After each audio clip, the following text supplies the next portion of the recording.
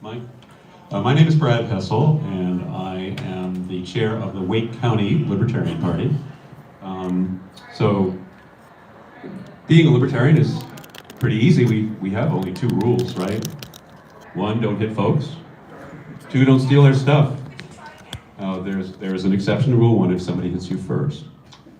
So, basically, libertarians believe in the capacity of people to make good decisions for themselves and are typically skeptical of government's ability to make life better by forcing people to do things that they don't want to do. So there are some libertarians that are so enthusiastic about people's ability to make their own decisions that they don't like government at all. So we do have some anarchists among libertarians. Most libertarians, though, are what we call minarchists, which is to say that we do think that some government is a good thing, but that clearly, in our minds anyway, what we have now is over the top. I was recruited to the party. I started out as a Peace Democrat. I spent some time as a Republican when I started paying taxes and realizing how profligate the Democrats were, but then it turned out the Republicans that talked a good game about saving money. They spent even more money and got us involved in wars, so it was not a great thing. So I was independent for a while, and then Ron Paul recruited me essentially to be a libertarian. His vision of government was that the federal government has three main tasks. One, to provide for the common defense. Two, to protect individual rights. And three, to provide a stable currency so we can all transact business. And that the original design of the US federal government was essentially to do those three things, which they did pretty well. But since then, we've loaded them on a lot of other functions that they don't do so well. I think I've spoken enough about that, so I'm going to pass it over to James. Hi, everyone. My name is James Bledsoe. I'm the state chairman of the Veterans Party of North Carolina. Thank you. First and foremost, I'm going to call something real quick. This is not a party for military veterans. We have military veterans with us, but when we say the Veterans Party, we are talking about experienced professionals. So when you hear a newscast say, let's say, John Smith, a veteran of the law enforcement, or Jane Doe, a veteran teacher. She is an experienced teacher, he's experienced law enforcement. That's what we mean by veteran, is solution-oriented professionals that are experienced in their field that can provide solutions to everyday problems at the ground level. So we are a true grassroots movement. We have no money coming in from above. It is everything that happens in our party comes from North Carolina. That's why it's taken us a really long time to get started. We're trying to get over the trepidation of our name, but also to get our word out there. And as every panelist up here will tell you, getting your third party started in North Carolina is very, very difficult when you're up against the duopoly, because we're going up against two parties that have been around since 1856, right? Since when the Democratic Party got started was around that time, 1850s. So we're going against that, and also the Republican Party, and then what sets us apart from the other third parties is, if you were to look at a political axis, X, Y, we would be halfway between what the Libertarians are and what the Republicans are. We are constitutional orthodoxies, is the best way to describe us. We feel that the Constitution is the law of the land. We want to abide by it, the Bill of Rights, and the only sway room that we really allow is what SCOTUS says. That's, in our party bylaws, we say that we have 16 planks that go along the route of the Constitution. First and foremost is that the Constitution shall be abided by at all times. The next 15 are generally the 9th and 10th Amendment focused of border security. You can do, we're very liberty focused, so we have a lot in common with the Libertarian Party, but we also have a lot of planks that border the Republicans. So, more about our party. Again, we're not just a party of military veterans. We have, I'd say 83% of all of our membership is prior military or family of military. The rest are people that just agree with our platform. As I was joking with these gentlemen up here before, of all the days that our webmaster decided to do maintenance on our website, our website's currently down just today. Otherwise, I would tell you to go take a look at all 16 of our planks on our website, vpofnc.com. That is our national platform. We are working on 4 additional planks that are just specific to North Carolina, because what flies for the rest of the country does not fly for North Carolina. You know, what happens in Robeson does not happen, you know, Handlewell and Hyde, so that's why we are looking for 4 new planks. But right now, we're just trying to grow and get a state chairman and membership in all 100 counties. Thank you, sir. I'm Wayne Jones. I'm with the Constitution Party. How you doing? My function right now is the Central Regional Director to try to build up membership. Myself, I ran for Lieutenant Governor last year. We needed 2% of the vote to stay on the ballot. We did not get it. So we're, along with everybody else here, going out to fight to get back on the ballot. Of course, our main support is the Constitution. We got to get back to it. And we got to get rid of as much as we can. I call them the uniparty. They've been controlling us too long, and this meetup right now, to me, is a good step forward. We might not agree on everything, but if I can put somebody from the Veterans Party into a position and get them voted in, that's one step closer. So we're here to help them, they're here to help us. Thank you. Amen, brother. My name is Pat Newton. I'm the state chair of the North Carolina Forward Party. Our party was formed a few years ago on a national level by Christy Todd Whitman, who's former Republican governor from New Jersey, and Andrew Yang, who famously ran for president of the United States as a Democrat. So when I heard that these 2 individuals, one Republican, one Democrat, were coming together to form a new party to represent people, I was hooked, and here I am now the state chair. So shame on me, I guess. But I wear a t-shirt all the time that says not left, not right, forward. I could give you there's one of the t-shirts. But I could give you a much longer explanation, but I think that really does sum it up. We're looking for that common ground in the middle. There's a lot of people that are a lot more aligned than the 2 parties would have you believe, and we think it's about time we had some representation. There are, as hopefully most of you know, but more unaffiliated voters in North Carolina than there are Republicans or Democrats. The difference is we don't have a party. So I have great respect for everyone on this panel, and I think these other parties have great things to offer.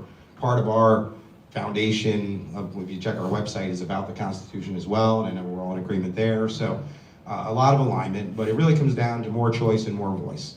And we feel that you as voters do not have enough choices, and you're not having enough voice to represent who you are. Is it my turn? Yes. Okay. Just making sure. I'm going to stand up because I'm excited, and this kind of helps me bring it down a little bit. My name is Sarah, and I am with Better Ballot, North Carolina, for ranked choice voting. I love this shit. Like, I'm so excited to be here. Like, I drove 2 hours to be here, to spend my Friday night talking to you guys, and it's because I love ranked choice voting. Like, I am excited about it. I think that this is how we get this, right? Like, this is the only path that I can see that gives us more choice, more voice, like he said. Like, that is so important, and we don't have that right now.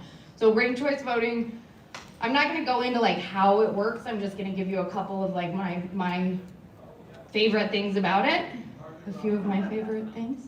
One of them being that the more choice, the more voice. You know, people don't run because they're afraid of splitting the vote. They don't want to see the other side win, so they can't vote for who they really want. And ranked choice voting changes that.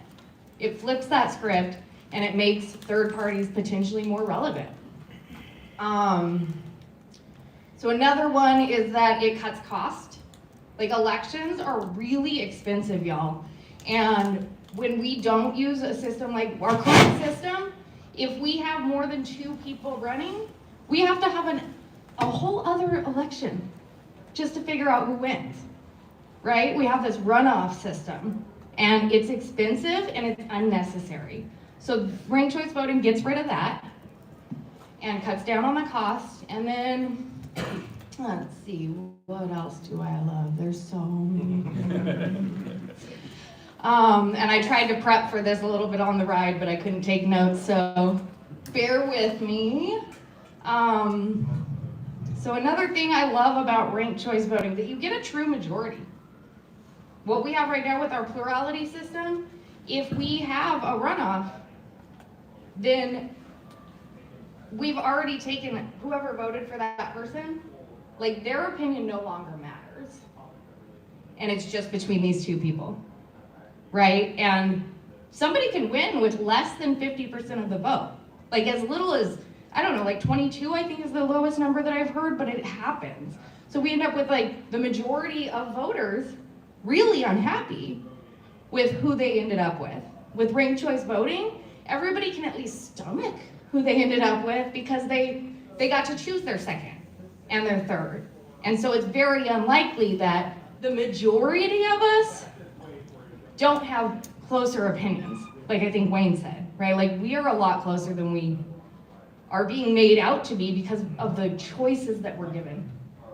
And ranked choice voting takes care of that and so much more. Yeah. Tell me when I need to stop. You're okay, and we're going to come back to the ranked choice voting question in particular.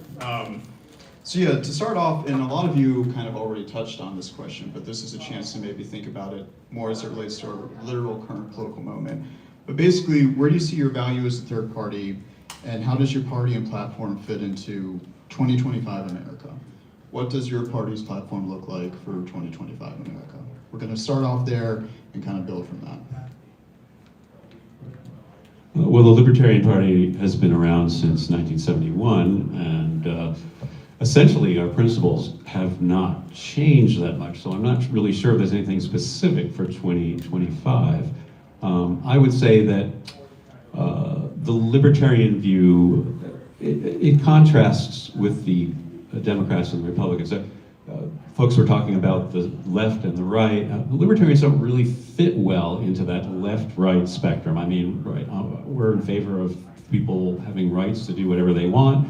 If they want to smoke marijuana, fine. If they want to marry somebody who's not the same sex, that's fine. Libertarians were in favor of marriage equality since 1971. The Democrats took them 25 years to come around.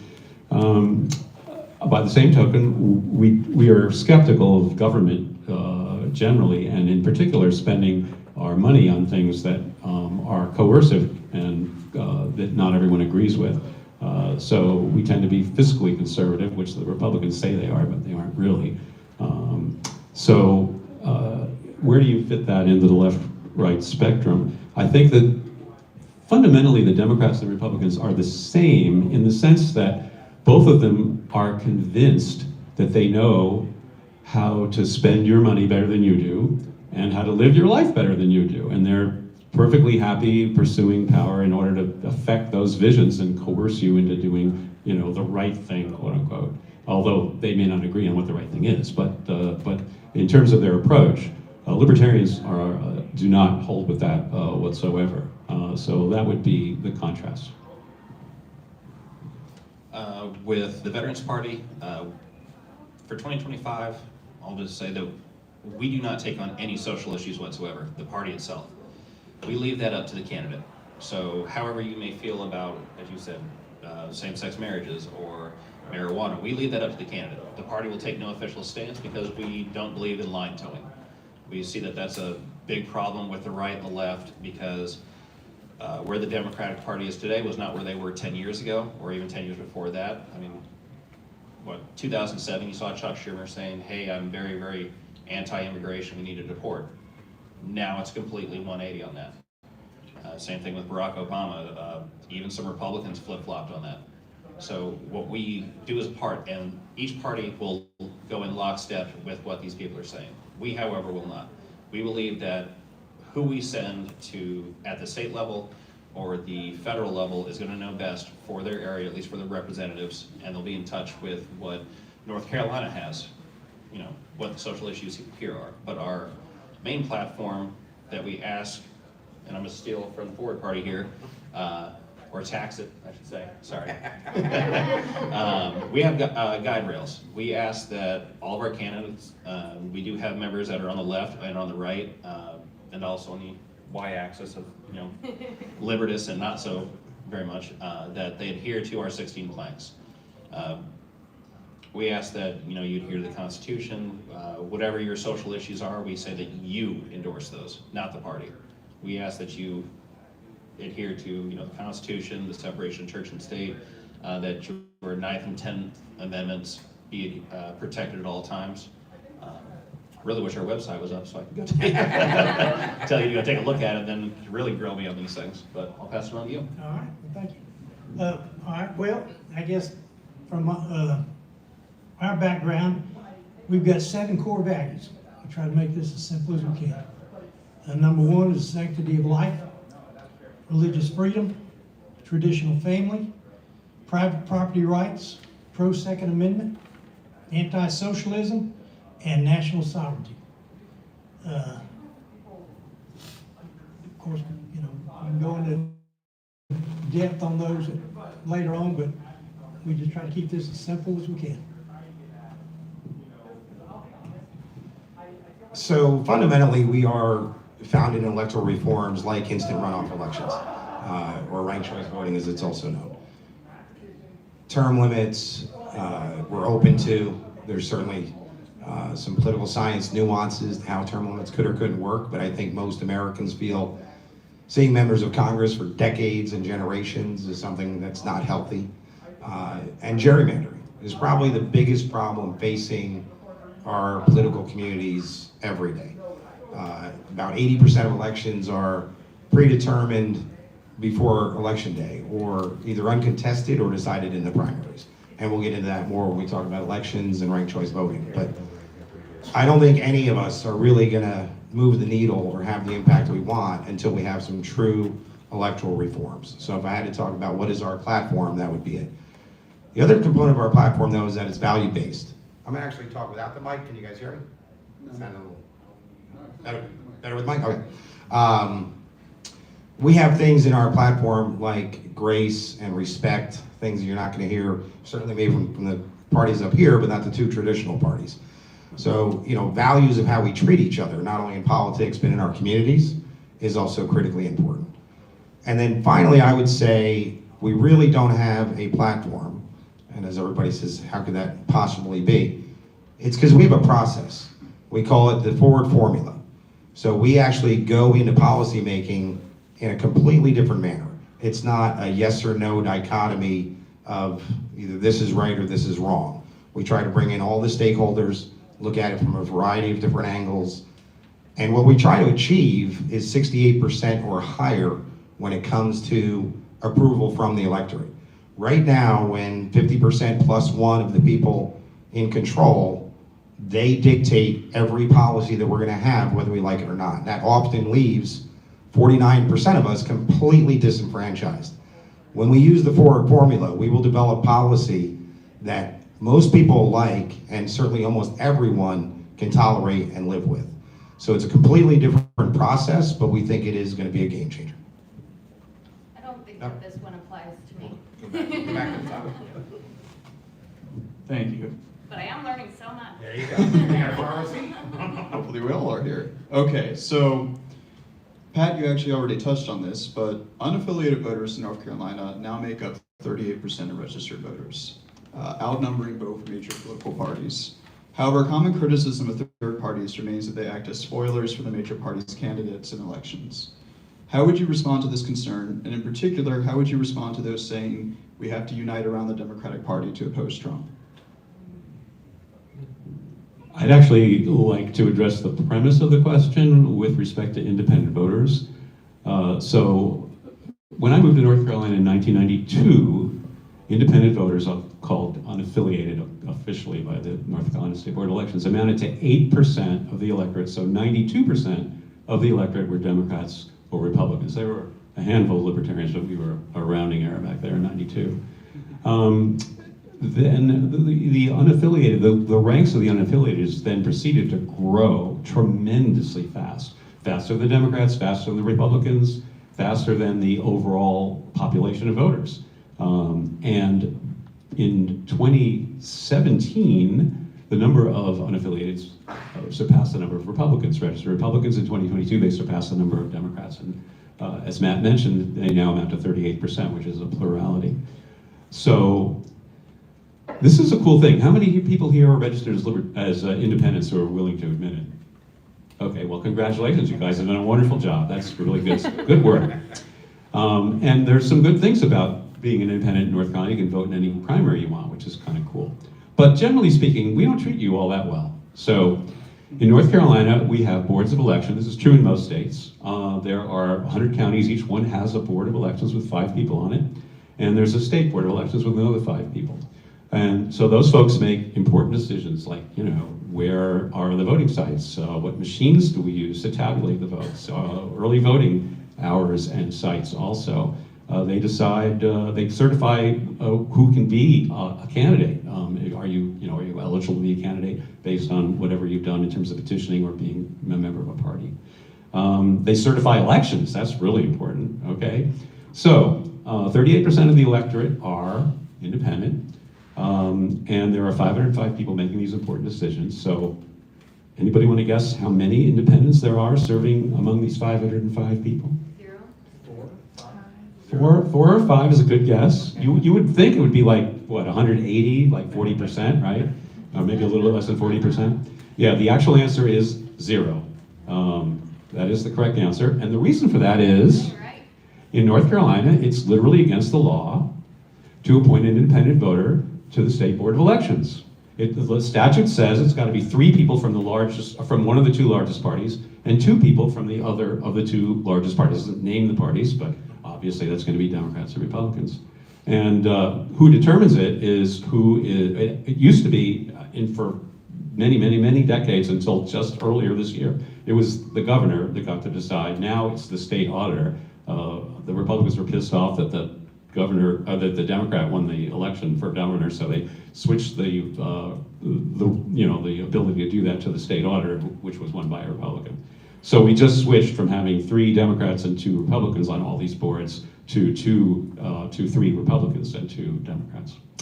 So this results in incredibly horrible partisan decisions, or at least partisan seeming decisions. We don't have We the People here tonight, but they qualified to get on the ballot last year, and they had enough signatures, and they brought it to the Board of Elections, and the Board of Elections decided, no, you can't be on the ballot. Was that because their Kennedy would have hurt the Democratic candidate? I don't know. Maybe they had a legitimate reason. They seemed like they had enough signatures. Anyway, it went to the courts, and the courts, as you probably know, in North Carolina controlled by Republicans, it looked like they were going to be overruled, and they relented and let him on the ballot. And then, like a few weeks later, Kennedy decided to endorse one of the candidates and drop out of the race. And he requested his name be removed.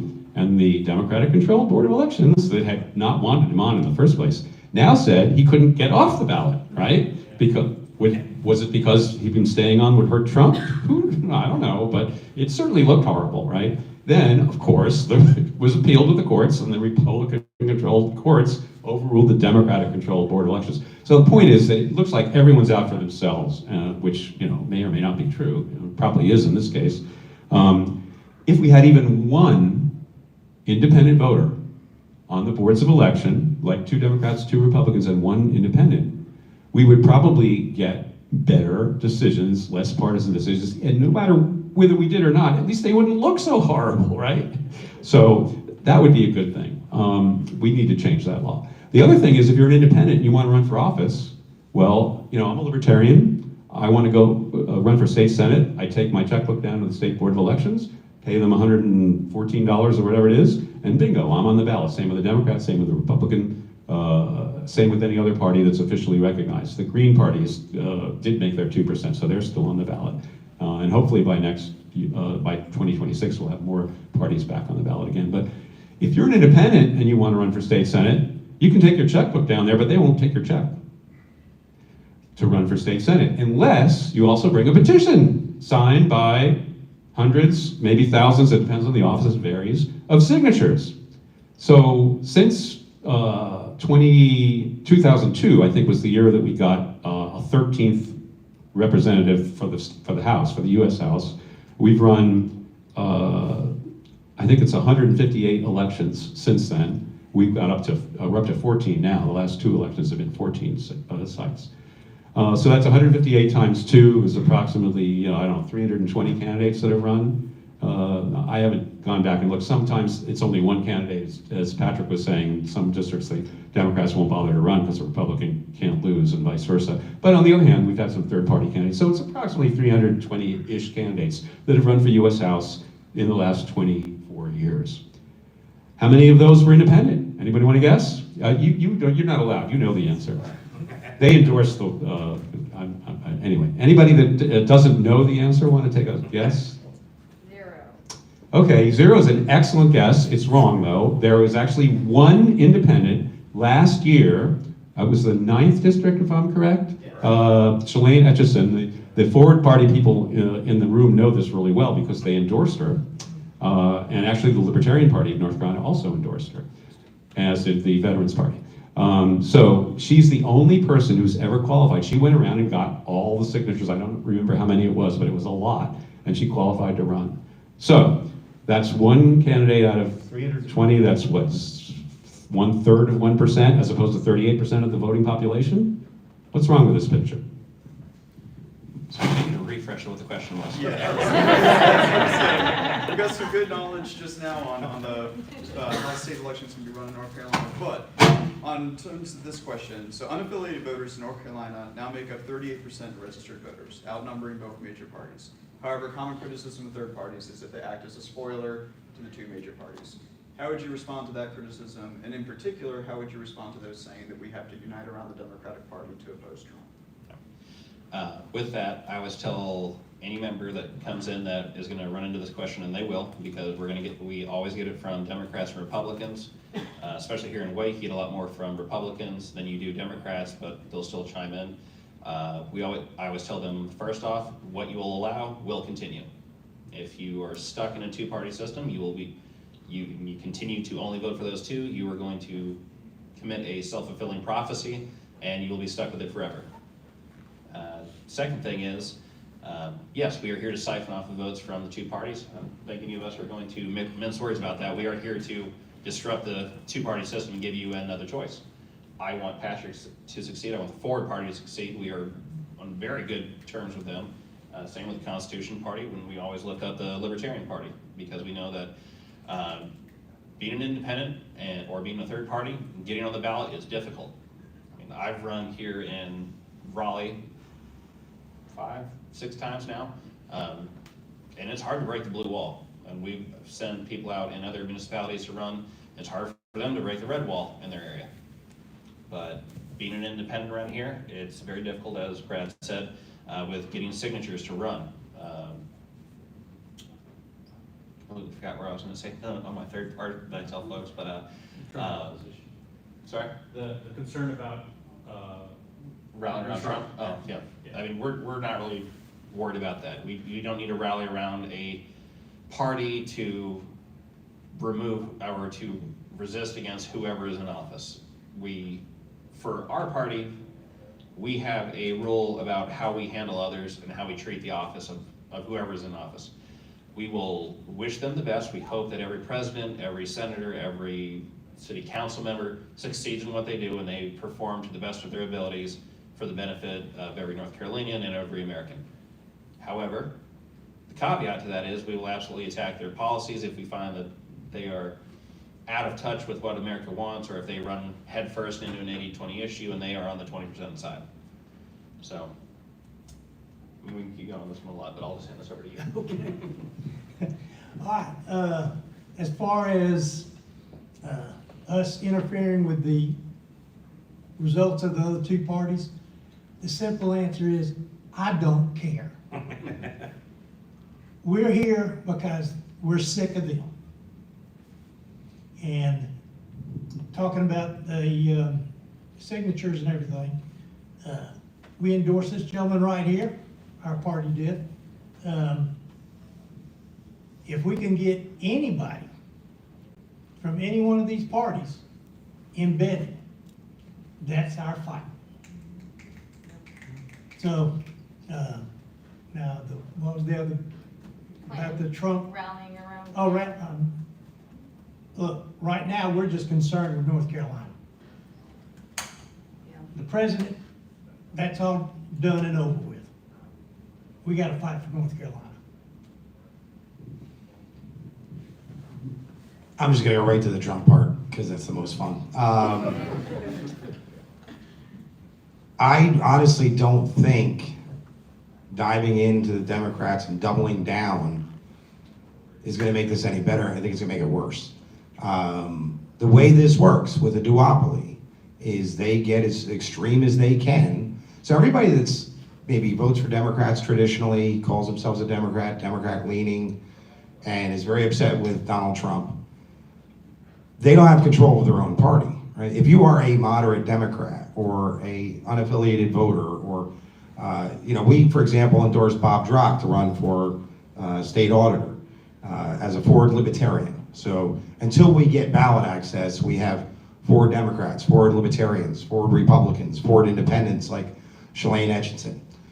But to just go as far left as we can possibly go to try to fight Donald Trump, I think has been proven will not be successful. So for all the voters out there that are frustrated and worried and scared, and I get it, and I, on a lot of levels, at least personally, have many concerns, in my heart, I really just don't think running as far to the left as we can is gonna fix it. And I'm not implying that anybody in this room proposes that, but the national movement for the Democratic Party right now, in my humble opinion, is in disarray. And I don't think that's gonna be the answer. I think having forward Republicans, forward Democrats, forward Independents, forward Libertarians, and creating a lane for all the moderates and unaffiliated voters is how we're gonna break through this, both locally and on a national level. Beyond that, as far as the spoiler effect, it's real and it's true and it's unfortunate because of the system we have, and that's why we want ranked choice voting to try to fix it. But in the meantime, we at the Forward Party are really trying to pick our spots.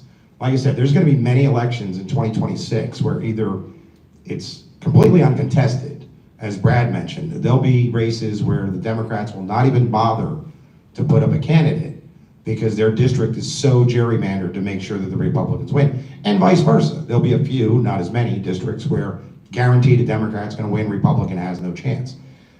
That's where we feel we can fill that gap. The people in those districts, yeah, maybe they're not going to, they're Republican leaning, they're not going to vote for a Democrat, but a forward Democrat or just some other voice that doesn't scare them and doesn't think that they're going to go as far left as they can possibly go and are going to be reasonable. Those are the races that we're going to be in. And we're going to be providing more options and more choices in hand-picked races where we feel we can pull this off. I will concede, though, in this duopoly, there will be a lot of races where it's not worth it because you can't beat the system. But if we do this right and we do it smart, we can get it done. I would love to chime in on this one if you don't mind, Matthew. Yeah. So this, what we're talking about right now, is exactly why ranked choice voting. Because this is an avenue to create that possibility for the third party. Because the system of ranked choice voting, and I would love to explain it to you like in detail, each one of you after this, if we have time. We will have a question where you'll have a chance to give everyone an overview as well. Okay, awesome. But yeah, just realistically, like this is the path. This is the way that we get those, the two to stop being the only options. Because we don't have to be afraid of these people running because we could vote again. And again, we'll get into it more. I'm just so excited. All right, for these next set of questions, we're going to move on to the topic of election reform. I'm also going to ask that we try to keep our answers to 2 minutes for the remaining questions because we want to leave enough time for Q&A from the audience at the end. So I am going to have a little timer here. You'll probably hear it when it goes off. If not, I'll message you somehow. All right, so first I'm going to ask you about your general position on election reform, and then we're going to get into some specific questions, including ranked choice voting, which I'm sure Sarah will be very happy about.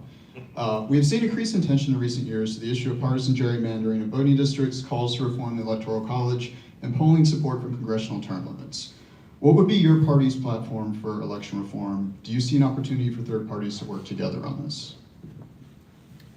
Well, actually, we've already talked about ranked choice voting, and we've already talked about fairness for independent voters, which are two big things. The third one is very pertinent to what you're talking about, which is redistricting reform. So in North Carolina, the lines, every 10 years we get the census, we get new numbers, the population moves around, so we have to redraw our lines. We redraw the lines for the House, US House, and also for the North Carolina Senate and House. And those lines for probably over a century were drawn by the Democrats because they were always in control. And when the Democrats were in charge, maybe it was a coincidence, but probably not. After all those years, we ended up with more Democratic seats than we should have if the lines were drawn fairly according to the breakdown of the parties.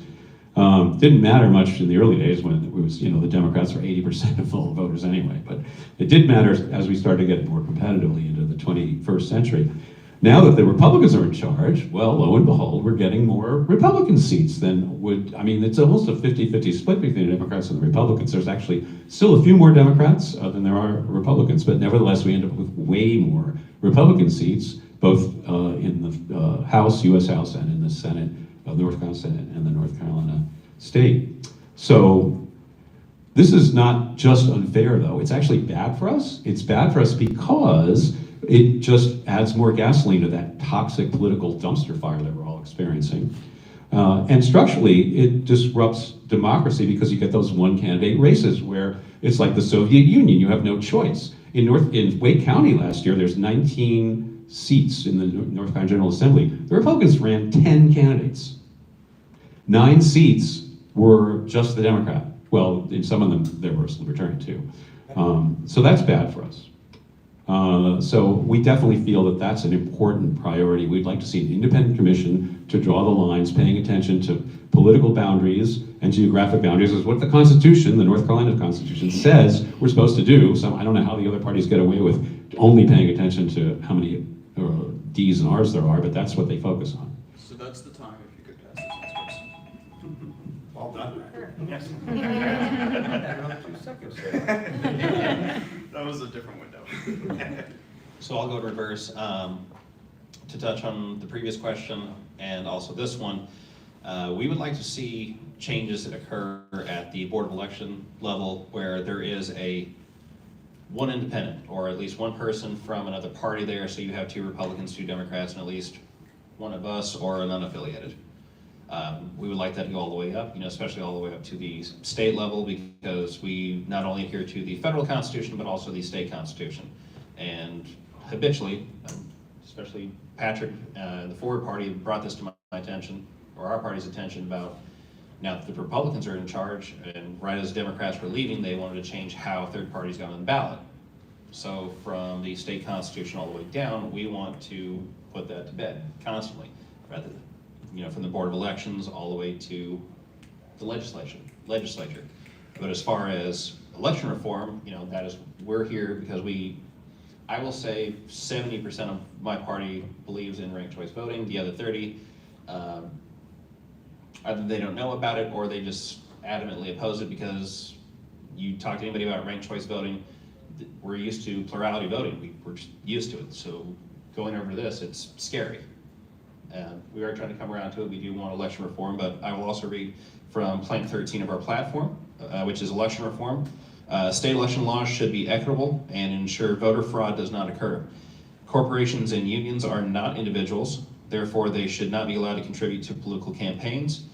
Individuals should be the only contributors to the political process, with a financial cap on contributions. Because every federal election, every municipal election, especially here in Raleigh, against the 2 top Democratic candidates that I ran against, they both raised one. Shucks. You can finish your sentence whenever. They both raised $100,000 before they even filed for office.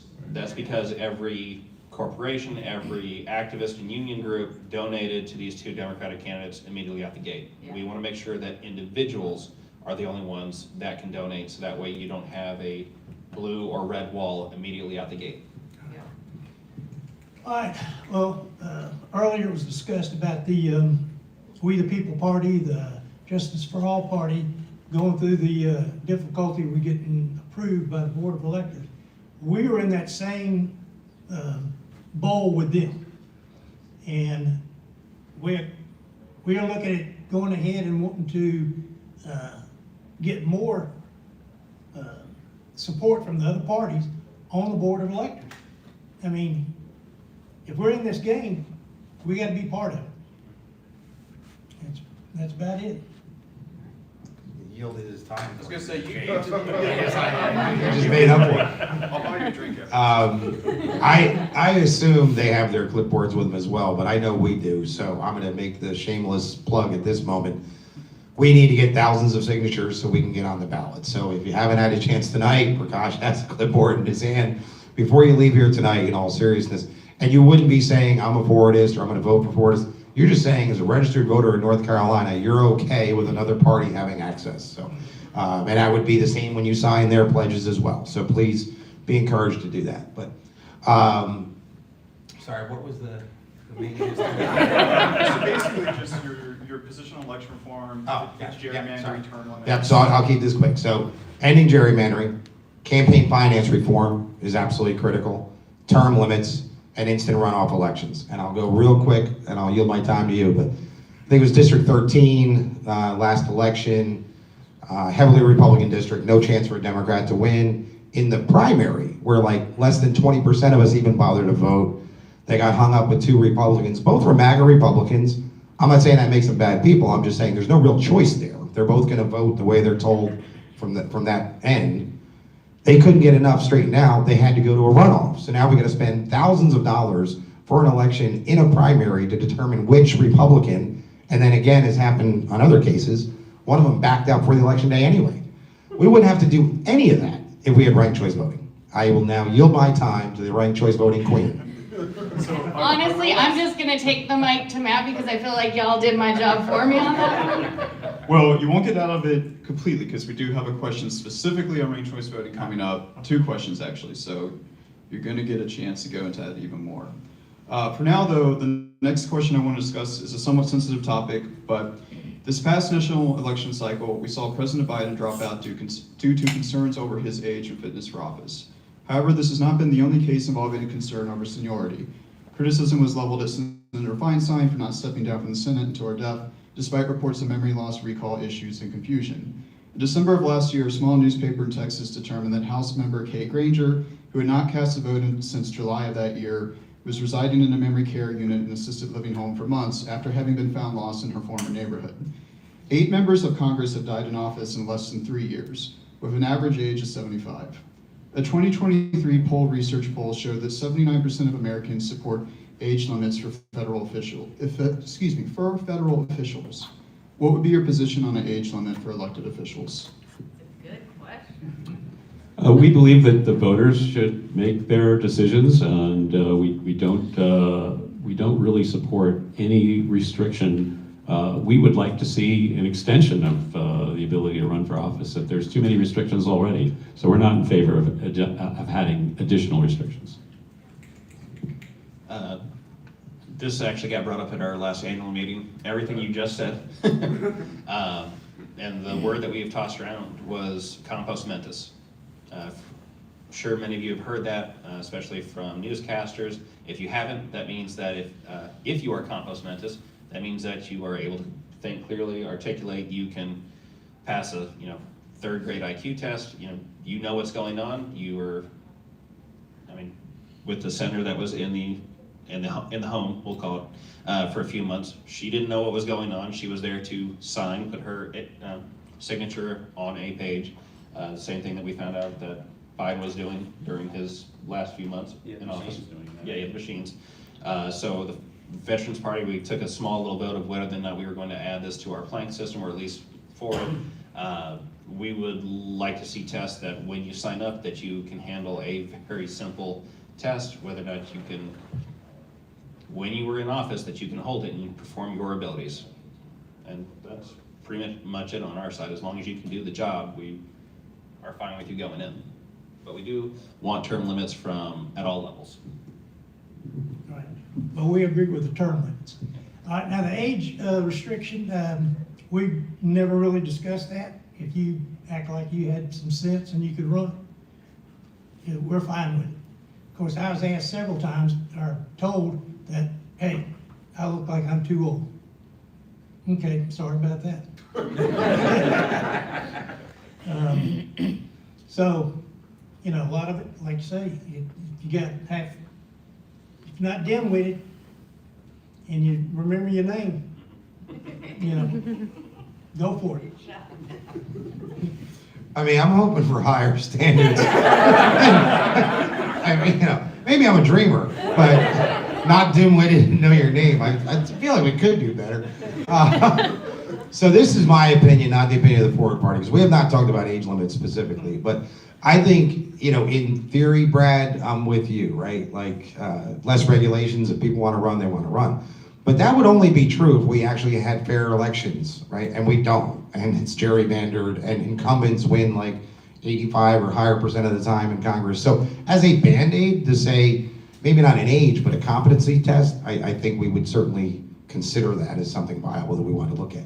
But I would somewhat tie this together. I wrote an article, I'm not sure how long ago, about, I think the headline was, I'm gonna move to Iowa or New Hampshire. And that's because those are the two that start the primary process, and shortly after that, if you think about the presidential elections, you normally have a dozen Democrats and a dozen Republicans, and as fast as possible, they get it down to 2 names because they don't want us having more choice and more voice.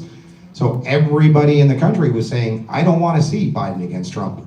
But guess what happened? We got Biden and Trump. So, you know, whether it be Band-Aids or actual real electoral reform, either way, something's got to give. I'll just walk this to Matthew again. I know my place. All right, well, this is going to be your place because the next question is going to be about ranked choice voting. So, before I talk about the questions for this section, though, I actually am going to pass it to Sarah to give everyone an overview of what ranked choice voting is for those who might not be familiar with it. Okay, so can I just clarify, when you're asking what it is, are you asking how it works? Yes. Okay, just wanted to make sure. So basically, Could you also touch on what would it take to make it happen in North Carolina?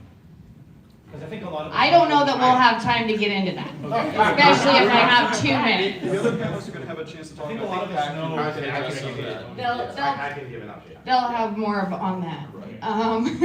But yeah, so basically, ranked choice voting is an upgrade to our current voting system. Okay, what we have right now, as we've talked about, I think that you're calling it a duopoly. I call it a plurality. And so what that means is that we all vote for one person, and whoever gets the most votes wins. That's regardless of whether it's a majority or not. Somebody can win with 20% of the vote, and then we end up with 80% of voters who are potentially really unhappy with the result.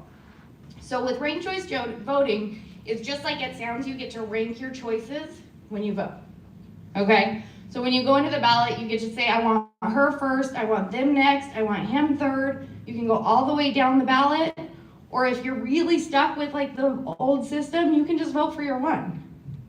So then what we do is we count everybody's first choices, right? And if anybody gets over 50%, a majority, then they win. And they represent us, and half of us are happy, and it's all good, right? But if nobody gets over 50% of the vote, then we take the last person, the person with the least amount of votes, and we drop them. Anybody who voted for them as their first choice, their second choice now gets tallied for the other candidates. We continue that process until anybody has over 50% of the votes.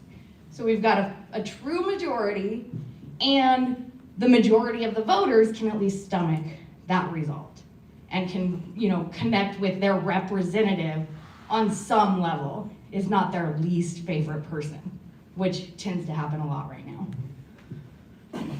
Is that pretty good? Yeah. So, the only thing I would say is to keep in mind, this would also be in conjunction with open elections and open primaries, right? So in our current system, if I give you one Republican and one Democrat and say rank them, we're not going to get real far, right? Picture a world where on the ballot, you have someone from each of these parties and others, and then you can truly go through, and the biggest thing being, you're not wasting your vote, right? Like, you might think I'm a nice guy, but we all know I'm not going to be your next congressman.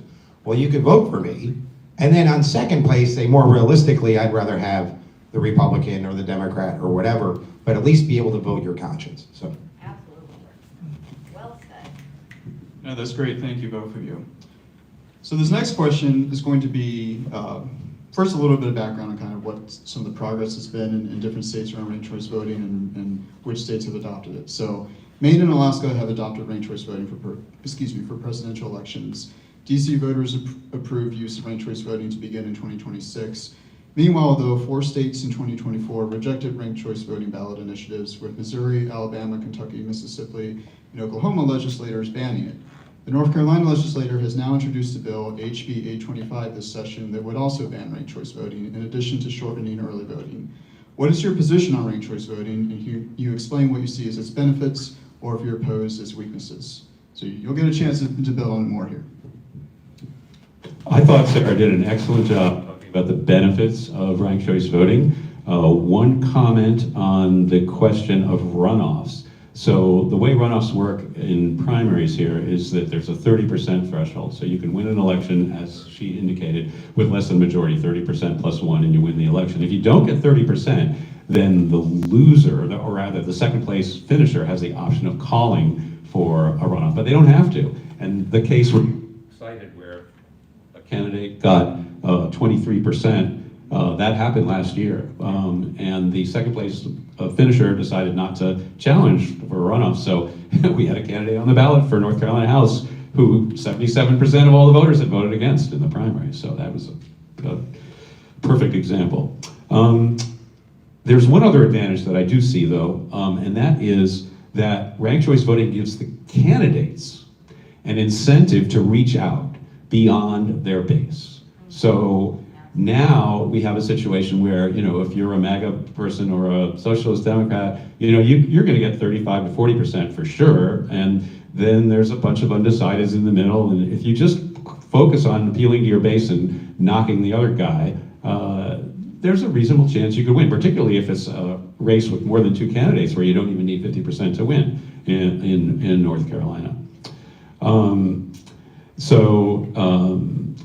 But if you know from the beginning that you need 51 or 50% plus 1 vote, you've got to be thinking about, how do I reach out to folks? Maybe they won't vote for me as the first choice, but maybe they'll put me down as a second choice or a third choice. So if you don't get that 50% plus 1, which is unlikely if there's more than 2 candidates in a contested race, you're in a good position to potentially pick up voters as other candidates are eliminated. If you're only appealing to your base, it's probably not going to go so well for you, right? So I think that this it wouldn't force candidates to be more inclusive and more moderate, but it would certainly give an advantage to those that do, and it would give an incentive to all of them to do that. So I think that's a big advantage. Yeah. As for implementing it, obviously we oppose that bill. We are working to try to lobby our various representatives. That we're in Wake County, it's a blue state, they're all going to vote against it. So there's not too much that Wake County per se can do, but the state party's working against it. We do believe that the way to implement it, probably the North Carolina General Assembly are not going to vote for ranked choice voting. Obviously they're looking at voting against it for themselves. They're really fat and happy where they are. They're not going to rock the boat. They're not going to change things. We think that a proposal to allow municipalities and counties to implement ranked choice voting as a choice, they wouldn't be forced to, however, might stand a chance. So that's what we're advocating. The VPNC, again, this is not on our platform yet, but we are going to hold up to another vote next month of whether or not to add ranked choice voting onto our electoral reform. As Brad said, we don't see it happening for the state, but we do push for it for the municipalities. I've run for Raleigh for several times, and every single time that I've run, the minimum amount of candidates is 5. The most I've seen was 10 candidates running for the same seat that I ran for, and Or the same 2 seats. yeah, or the same 2 seats, yeah, and it's always 3 or 4 Democrats, a few independents, and a couple of socialists. That's it. Ranked choice voting would have absolutely helped out in the last one, and it will certainly help out with this upcoming election because the Raleigh City Council has decided that they wanted to extend their own terms, but also they want to do staggered, and to have our first primary in Raleigh's history. So for those of you who don't know that, coming up in March, you'll be able to vote for all of your city council members, but you'll have a primary between probably 10 candidates running for at-large or whomever, and the best 2 will be able to move on to the regular election. We feel, and especially, well, I'm sorry, my party feels that that would help out in the municipal elections, especially in Durham, Raleigh, everywhere. It would help out a lot because we already know that the socialists aren't going to win there, so we would love to see their votes tallied off towards whomever else to achieve threshold. Right now, I have not heard from our leaders of our party regarding this, so I really don't have a good answer. It's interesting. I can see where it has some good points. So I'll just have to look into it and just see what you had to offer. Let's chat after. You're gonna be a believer, I tell you. We're all in on ranked choice voting. It's critical, local elections. But when we speak with the General Assembly members, we make it clear, we would not advocate that every election in North Carolina goes to ranked choice voting tomorrow. I think that'd be insane, and I think the electorate would lose their mind because it's just a lot to absorb, and it's a huge change. And change is scary. So the idea of starting in Raleigh or some local communities or county commissioner races so people can get a feel for it and it can become a little more mainstream, I think is the direction to go. There's a couple ways to do that legislatively. I won't turn this into a poli-sci class, but if anybody wants to talk to me afterwards, I could geek out about it and give you all the options. But we are definitely supportive. And I'll close with this. It's often perceived by Republicans or people right of center as some progressive, liberal, new voting thing that's, scary and dangerous. I often remind them, how'd you like to be a Republican in California? Right? You have zero voice. If you had ranked choice voting in your community, your local board might actually get a Republican, once in a while, or a moderate Democrat, for goodness sakes, instead of just every Democrat as far left as you can get, and vice versa. So my point is, it's not a party thing. It's not, ranked choice voting is here to really, screw the Republicans or help the Democrats or vice versa. It's about helping all of us, I'll say it again, more choice and more voice. Yes, absolutely. More choice, more voice. I love that. I'm still in it. Put it on t-shirt. Yeah, I love it. And do you mind reading the question again? Basically was, what is your position on ranked choice voting? Which Is anybody confused about where I stand yet? I love it. I think we have 2 more people. They just walked in. I love ranked choice voting. I absolutely love it. Okay, so yeah, of course, that's my stance on ranked choice voting, and I could go on all day about all of the benefits. How would you implement it? How would I implement it? Okay. Locally versus... So, implementing it. So that's kind of not my area, right? Like within the Better Ballot North Carolina, we have a lot of volunteers working towards doing this, and I'm not in policy and research. I'm not a historian. I'm not the person who does that, right? I'm here to bring people into the organization so that we can do that, right? Because there's a couple things that we absolutely need to move anything forward in life. 3 things: we need time, we need people, and we need money, right?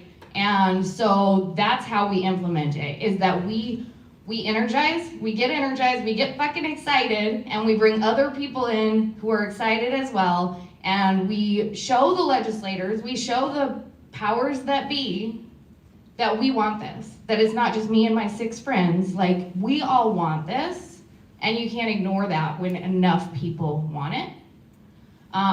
So that, hopefully that kind of answers, not exactly, but what I can about it. Like, we just need to get energized. That's how you pass shit. That's how you change things. You get in people's faces in a very polite and friendly way.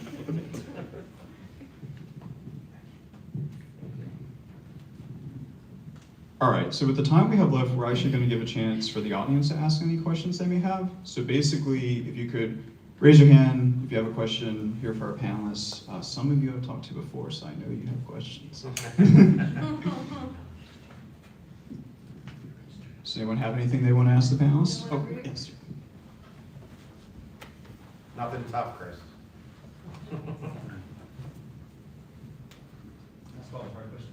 So I'm a recent North Carolinian, so I'm probably not even considered by most of you a North Carolinian. I'll probably be dead before I've been here long enough for most of you to consider me a North Carolinian. And just to be completely transparent, I've been working with the North Carolina Forward Party. But as a voter, for many, many, many years, over many, many, many cycles in probably 8 states, I've heard third party, third party, third party, third party. And I'm going to use an analogy from the arts world, which was my first career. And when you go into a good-sized city, everybody wants to start their own theater company. Everybody wants to start their own dance company. And so you end up with, 10 theater companies, and each of them have 5 people in the audience. Right. And so as a voter, my frustration, not blame or anger, but my frustration has been, why is it that these reform movements can't seem to do what the extreme right does beautifully, which is focus on what it is they all agree on and work together so that they at least take one big step forward. And then there's a new platform. So that would be my question, I guess, to the panelists is, what are you actually doing that allows all voters who don't have a home to help all of you do what you are all trying to do?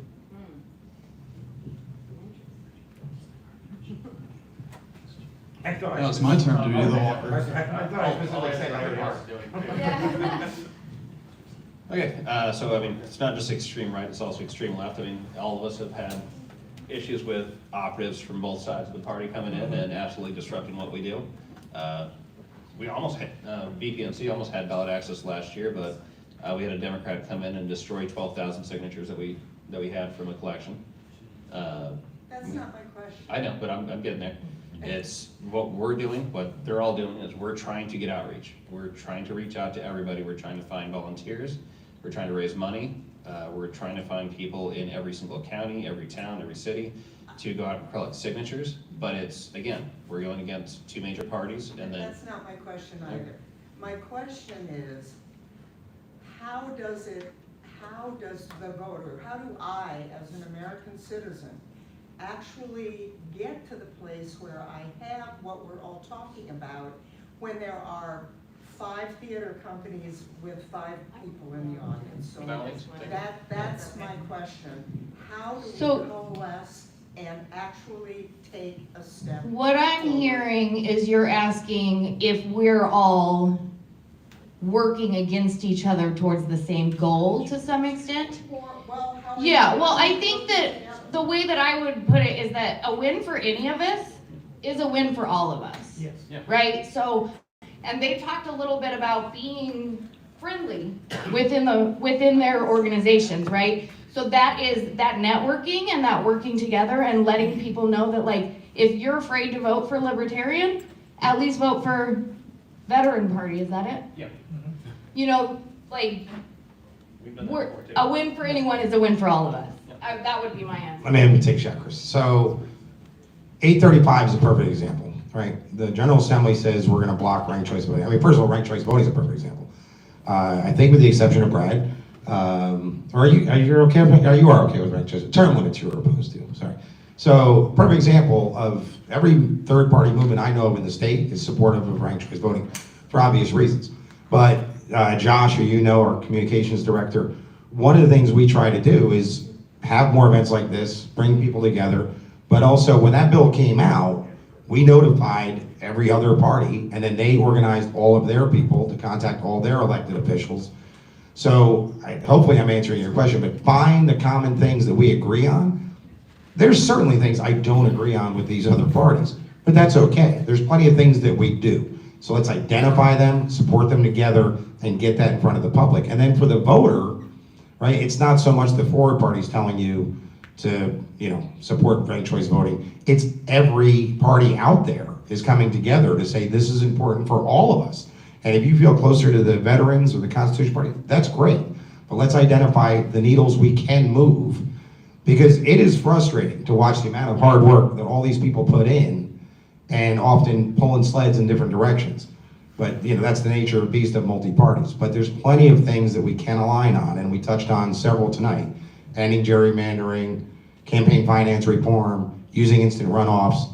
So let's just make sure we do a better job of coming together when we have those opportunities.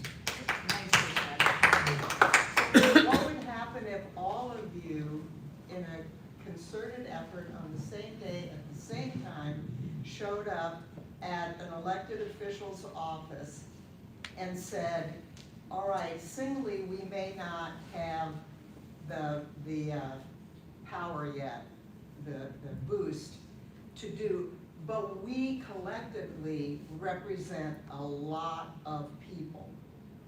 So collectively, talk to us about this one issue that we all agree on, because collectively, we actually may have the capacity to help you or not help you. Correct. So I'm looking for the boots on the ground, the actual concrete, measurable, Yep. Well, I would say this, that historically, the track record for third parties in the United States, not great, okay? The only one that's really succeeded was the Republican Party, and that's because the Whigs collapsed at this exact correct moment, so they got kind of lucky. And they also had a great issue, of course, with abolition. But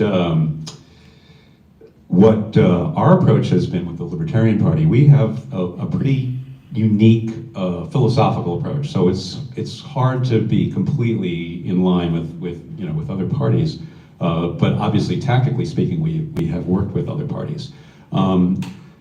If you look at the Socialist Party of America, in the 20s, they ran candidates for president. I think they ran up to 1956, but they were really fairly successful. They maybe popped out about 6%, I think was the best they ever did. So that's not great in terms of winning an election. But if you look at their platform from the 20s, right, most of it's been implemented right now. By now, they were co-opted. A lot of their ideas were co-opted. In our situation, with the approach that we're interested in, giving people more freedom and more choices, we have attempted to basically to persuade, for the Wake County Party, we talked to local candidates, and informally we even work with some of the Democrats who are less, left-wing against the Democrats that are more left-wing, because Wake is a pretty blue county. And we've been fairly successful. If you look at the last 5 to 10 years, the life in Raleigh, where I live, we have the ability to work out of our homes. We didn't have that legally before. We have the ability to rent our homes out. Airbnb was done, but it wasn't legal in Raleigh for the longest time. There was a city council that banned scooters. The folks that we helped to elect in the 1919 election that were more open to other things brought them back, so that's great. We've reformed zoning, so it's more possible to build denser housing in more places in Wake County, which is very good for folks that can't afford to buy a cul-de-sac house. So things have improved. And last year, statewide, the party got 1 million votes. Never happened before.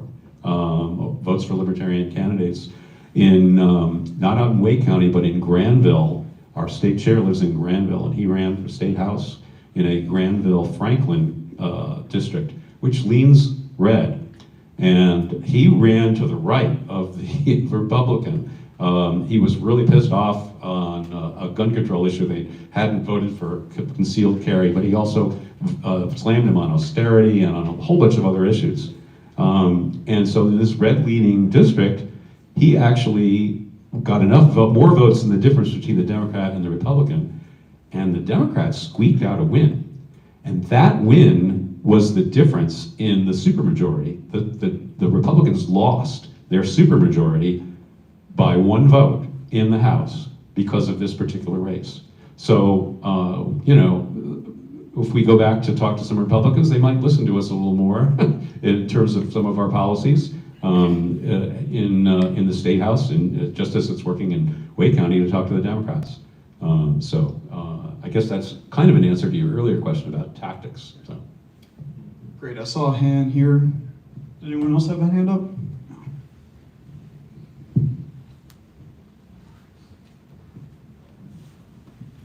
Thank you, Nancy, and thanks for this really great discussion. One of the topics that I've heard that we haven't talked about yet, and I had a question for the panel about this, was what Bob Drock raised to our attention after we supported his candidacy for auditor last November, and I'm with the Forward Party. Actually, he was just parroting something he heard Andrew Yang say, which was, how about if we, during the primary season, when you have your choice of your red ballot or your blue ballot, if we also had a rainbow primary, where all of the third-party candidates were on one ballot, we could demonstrate by example how ranked choice voting would work, right? We could demonstrate, our candidates could demonstrate by example how they could support one another, the way Andrew Yang campaigned side by side with Catherine Garcia in the ranked choice voting election for the mayor of New York in the primary. He said, hey, I'm running, I like Catherine Garcia. I hope you'll vote for me. If you don't vote for me, rank her number 1 and put me as your number 2. And this is what one of the advantages of ranked choice voting that we haven't touched upon. But if we had a rainbow primary, it would actually give us a reason to do that. Otherwise, we're going to be trying to, bite off each other's heads and run against each other. What's the question? How can we make a rainbow primary happen in North Carolina? Where could we start? Sure, I'll take that. It starts up right here with us, this whole panel. So the reason that we're all here is because these 2 people at the very end got in touch with me, and they got in touch with Brad. They reached out to our party, and what a lot of people don't see is that our parties actually work pretty well together. We lift each other up. Like in the last 2024 election, we endorsed a lot of their candidates, Bob Drock, a few of their candidates. We lift each other up. If we're going to see a rainbow primary, then that's going to have to take the combined efforts of every single party up here, all of our members. Support groups are also going to have to do that. We're going to have a unified voice to the rest of North Carolina, the General Assembly, saying, hey, you have a Republican and a Democrat primary. Same thing with the Constitution Party. I feel really terrible about what happened with their governor candidate during COVID. I wanted to see a primary between those 3 because I thought that would have been a political smackdown. That who ran in 2020? Al. Yeah. Either which way, those 2 candidates. It would have been great to see those 2 go up against a third party and get asked questions and have something that's not party line toe. So to go back to the question, it requires all of us to stand in unity to request it.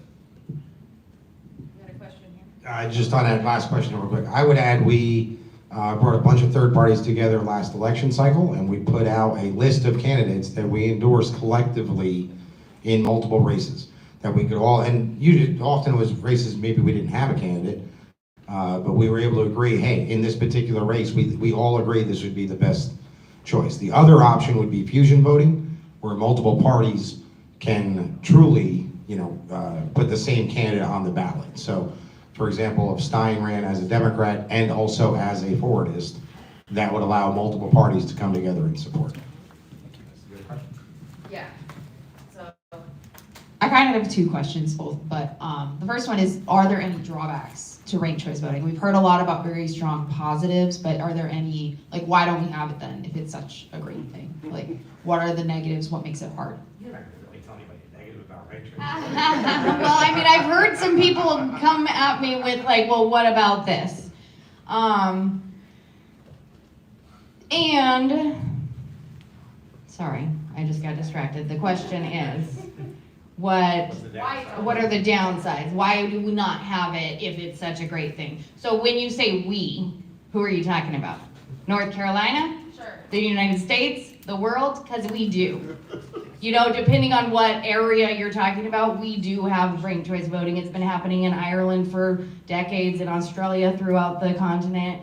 It happens in, like, it's statewide. 80 municipalities across the country. Yeah, I think it's more common in parliamentary systems. Yes, that have true multiple- multi-party yes. The biggest things I think are what I mentioned earlier. It's just change and it's different and it scares people. That's, you know, the biggest part of the reluctance.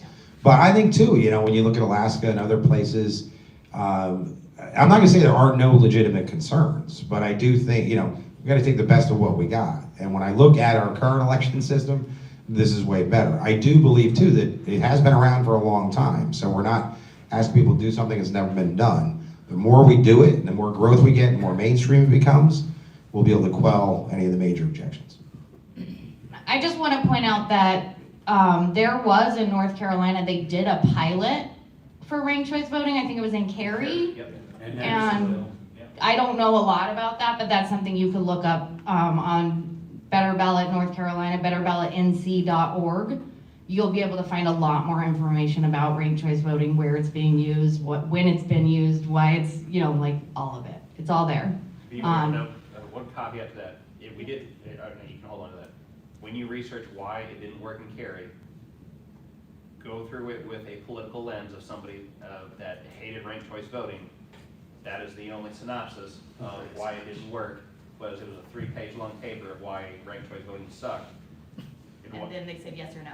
And they said, no, we shouldn't have ranked choice voting because it sucked, and it was all that. And since then, there's now the Ranked Choice Voting Institute, which is a nonprofit, nonpartisan organization designed specifically to support and build the opportunities for communities to use ranked choice voting.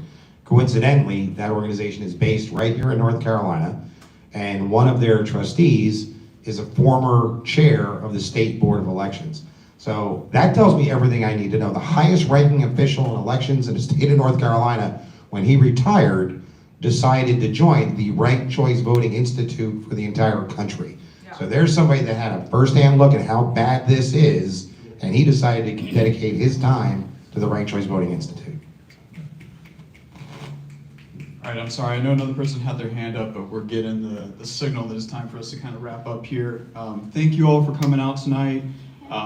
We are hoping. Do we have time for like a real, like a minute-long closing? I think they got cleaned up. Or they got it. I would say normally yes, but we're kind Are of. they gonna arrest us? I just got a message they want us to wrap up, so we'll probably go ahead and wrap up here. But thank you all for coming out here tonight, and we hope to do something like this in the future. So myself personally, I run a group called Lecture Lounge, and starting in the summer, we're going to have lectures of area professors at local bars and breweries. But we also hope to still do free, open public events like this that are designed to get people to talk about our current political moment, current political social issues, and ideas that maybe aren't being talked about in the mainstream. So thank you all for coming tonight. Feel free to talk with our panelists. They have some literature and materials for you, and thank you all for coming.